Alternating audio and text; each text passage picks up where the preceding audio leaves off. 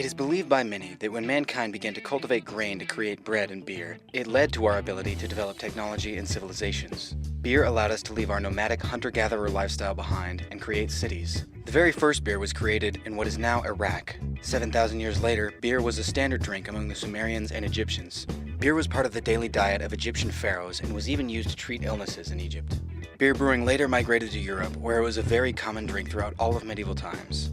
Europe is also where many of the important advancements in beer brewing took place. Hops were introduced in the Czech Republic, standard barrel sizes were implemented in Germany, the saccharometer, also known as the hydrometer, was created in England in 1770, the steam engine was updated in the United Kingdom, which led to the industrialization of beer, and in 1856, Louis Pasteur discovered what yeast is and how it causes the process of fermentation in beer. But our story really begins in the New World. Brewing was not an easy task for early American settlers. Virginia colonists brewed some ale using corn, and the first imported shipment of beer from England arrived around 1607. But the local farmland was not ideal for growing malt, and importing was very expensive. At this time, cider was plentiful, and much easier to make than beer, which was not incredibly commonplace in America until around the 1800s, when we had the resources as a nation to really produce it. In 1810, there were 132 breweries in the United States, and by 1873 there were over 4,000. The 1800s also gave us Yuengling, which is America's oldest beer brewing company.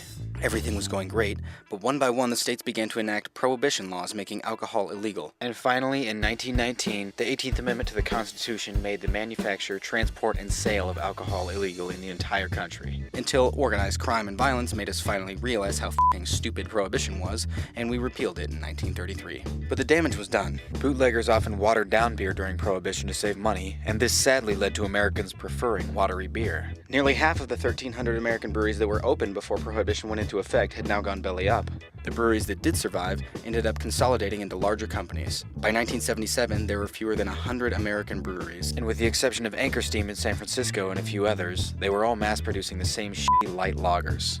Many say this was rock bottom for American beer, but hope had already sprung anew.